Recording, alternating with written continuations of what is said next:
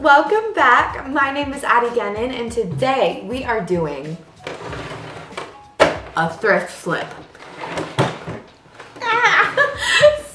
Oh my gosh. This is a great activity to do during quarantine because you're getting to update some of your pieces. It's also a great activity just all the time, but we have plenty of time to do it and plenty of time to look forward to what we will wear it to or just wear it around the house. Normally with these videos, I just kind of show you a before, some inspiration. Today, I am going to walk you through piece by piece what sewing these things look like so that if you can get some inspiration on how to change them. And I moved to my lovely kitchen table because I needed some more space. If you've seen any of my other thrift flips, I'm usually in my living room. Today I am in my kitchen. I thrifted a couple of pieces like a month ago before quarantine and had some ideas for thrift flipping. And so today I'm hoping to actually get to those finally. We're just gonna be doing our own thrift flipping thing. So let's get to thrift flipping.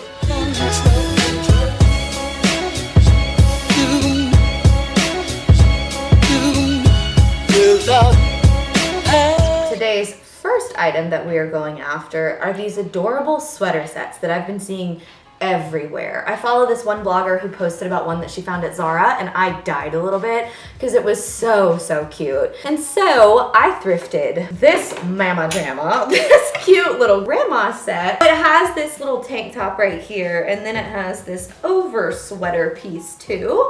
And while it's very cute on its own, it's very grandma-y right now and it's a little big as you can see. I talked a little about what I wanted to do with it in my Salvation Army thrift video. This is going to be cropped and fitted. I want it to be like right at the top of some really good high-waisted jeans. Cropping the sweater and then taking it in a little bit too, just so it fits nice. So we are going to start with this bad boy. So I am putting on the sweater because it's much easier to figure out where you want it to hit on your body when it's on, obviously. And I'm pinning it where I want it to go and then laying it flat and taking the pins and putting them back flat because I did not do that the first time and I don't want a bumpy hem. And once I have that, I'm flipping it inside out because it's easier to cut and I'm going to sew it inside out. Then I tried to do this weird folding thing and it honestly just didn't work out. And so I just chopped off the hem of the sweater. Since it's kind of a bubble sweater, it's easier to cut the hem once I cut off the edge. Then I took it to my sewing machine and I am doing this interesting little double zigzag kind of stitch that I totally read off of Google because I do not know what I'm doing with sewing sweaters, honestly. I just know do not stretch it, and this was because I didn't have a serger, so I'm showing you awkwardly in this little close-up of my hands, my double zigzag stitch. And then I'm showing you awkwardly in this one how I am pinning it under my armpit. And this is going to be so that I can have it fitted because I think it'll just be so cute underneath a baggier sweater. Once I have it cropped, I'm sewing those edges down and then cutting off the excess fabric. I have not hemmed it yet because I needed to fit it first. It's a lot better if you fit it first because the hem will fit kind of funky if you hem it before you fit it. Now I'm going to just pin it across and then sew that hem up the same way that I sewed it in the first place with the double zigzag edge, which is what we're calling it for this video. Then I'm doing some final touches on this piece and the croppy toppy is done. This is turning out so cute. This top is perfect and I'm glad because sewing knit is very hard. So I have to cut out a little bit of extra fabric, but I think this is perfect and we are gonna keep on sewing. To start with this sweater, I am first going to hem it kind of the same way that I did with the little sweater, but now I have my crop sweater. I want them to be the same length. I'm gonna cut a little bit longer so that I can hem it up the same way. I give it about like a 2-inch extra piece to make sure that it ends up not being way shorter than the crop top,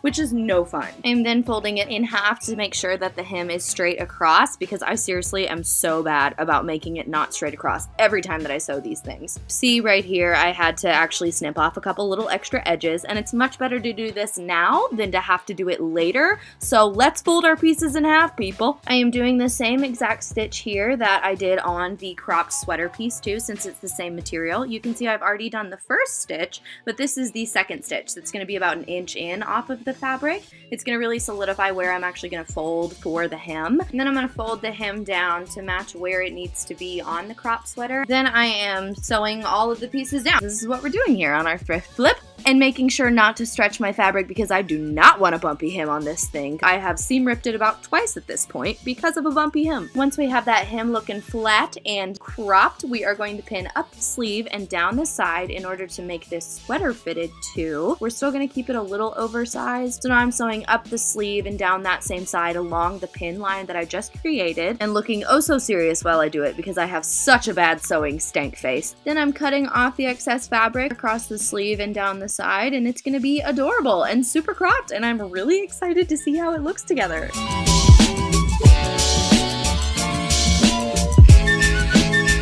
Oh my gosh, this turned out better than I expected it to. I was worried because knit is so difficult and I've never really sewn knit before. You're not really supposed to sew knit, but we did it and it looks amazing. This adorable crop that I think hits perfectly because it still shows a little bit of skin with some high-waist jeans. I don't think that this could have come out any better than it did. I'm really excited to see what else we're gonna get into today. So let's keep on going.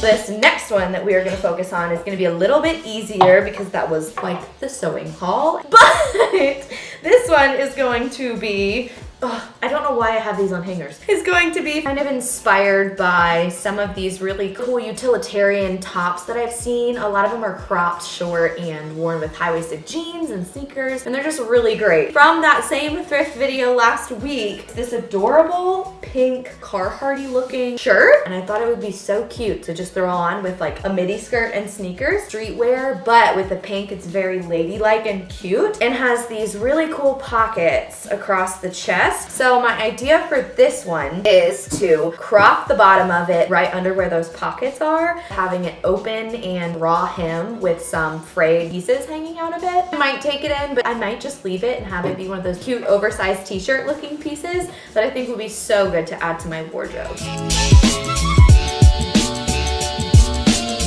We are taking this big old pink blob and we are gonna toss it on again and pin the hem. I wanted it to hit right at the top of some jeans, so it had a cute, nice crop, but I also wanted to leave those big pockets. I am now cutting off the hem. It was another bubble hem, and so with that elastic, if you don't cut off any of those elastic pieces, it's not gonna lay flat and you're gonna get a bumpy hem. I wanted it to look very raw, and so I'm slicing the edge seams and just ripping straight across it. You have to make sure to cut a straight line directly across. Do this with the sleeves and the button piece? I don't actually know what this is called. If anybody knows, let me know. But yeah, I'm gonna give it that same kind of rough look. So you can see here the rough hem, the adorable crop, the short sleeves that are still kind of flared. But I have a few more ideas with this to use the extra fabric, so let's keep going.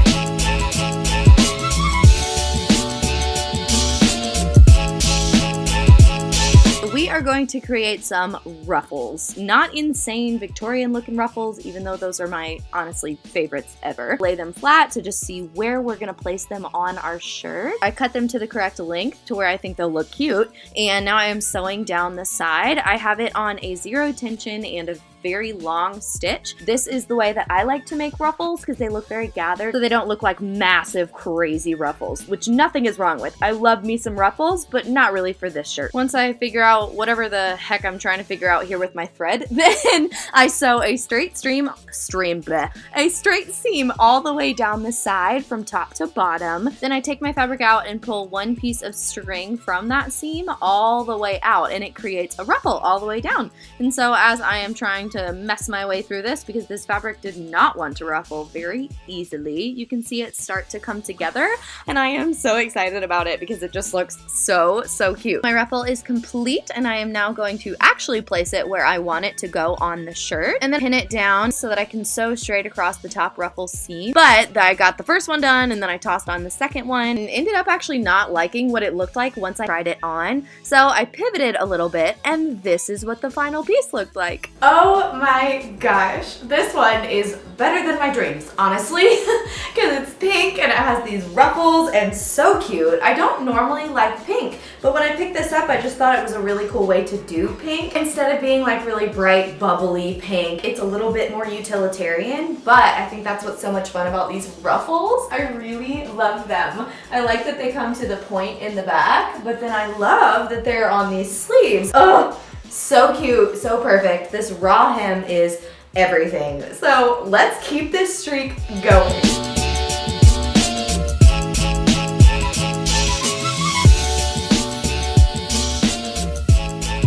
Love this. Oh my gosh, I'm so excited to wear that. Oh, cannot wait. This next one has been in my pile to make for so long. I'm inspired by some of these sets. Sets are always so big for me. They're just the perfect outfit. This one is already a two-piece set in this amazing checked fabric.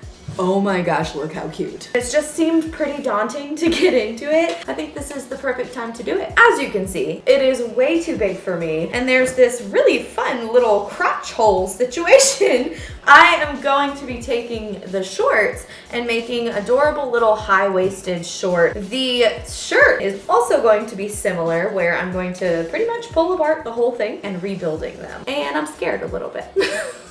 I've never done anything that intense before, of taking it from something so much bigger to something so much smaller, and sewing sleeves kind of stresses me out, and keeping these adorable pockets on the front is going to be interesting. So let's do it.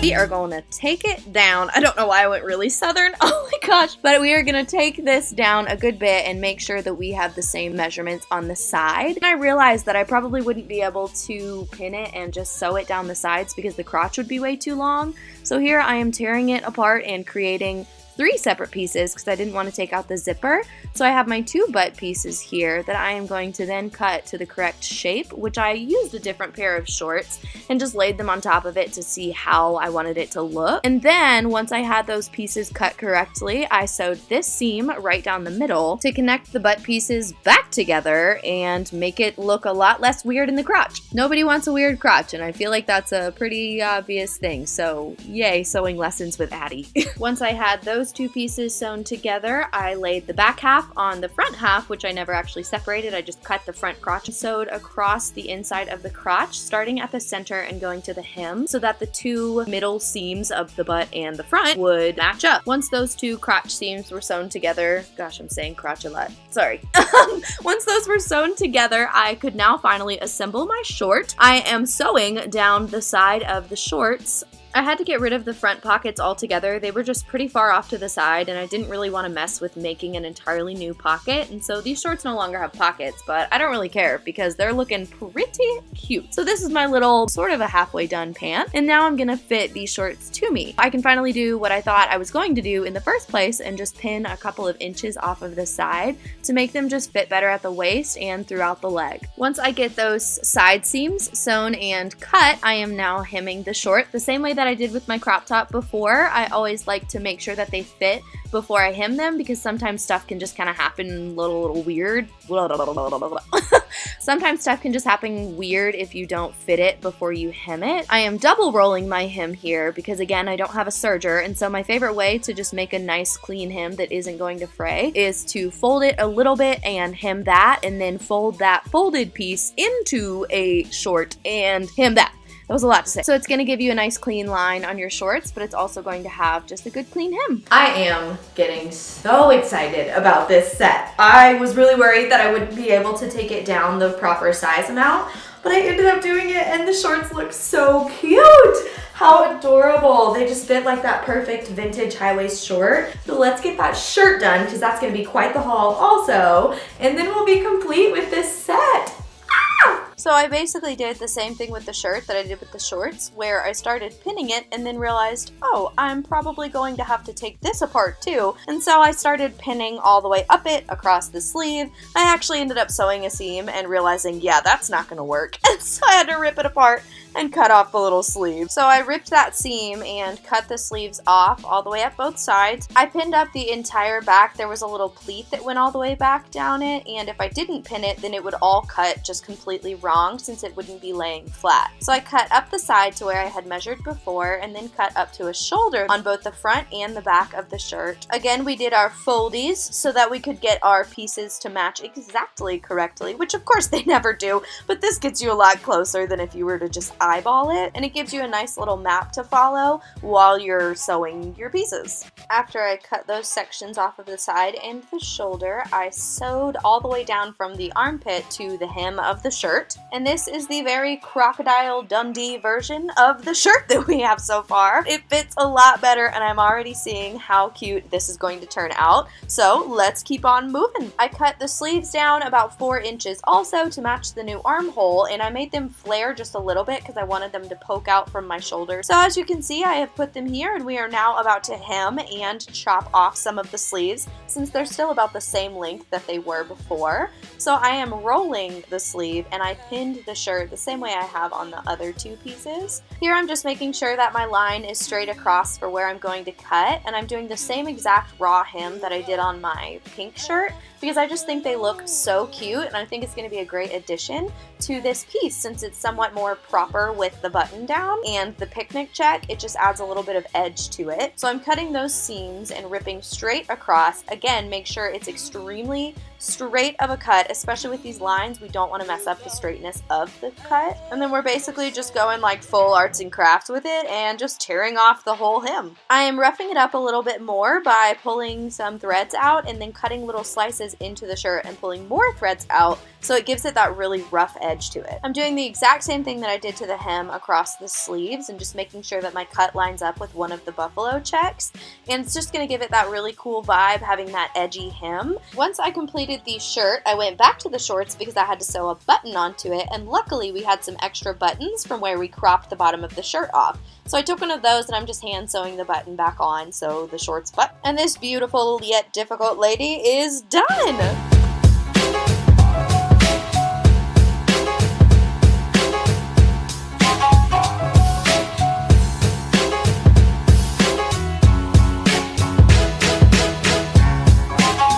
Oh my goodness. It is exactly what I've been wanting for so long from this piece. Holy cow, how cute with the cropped raw edges. I'm gonna give y'all a little close up here. Look how cute. It's just these sleeves and this cropped shirt turned out so good with the giant pockets. I think it goes right along with the inspiration that I had in the first place. And these adorable vintage shorts, so good. I'm obsessed, and I'm so glad that I could take y'all along on the journey to do it.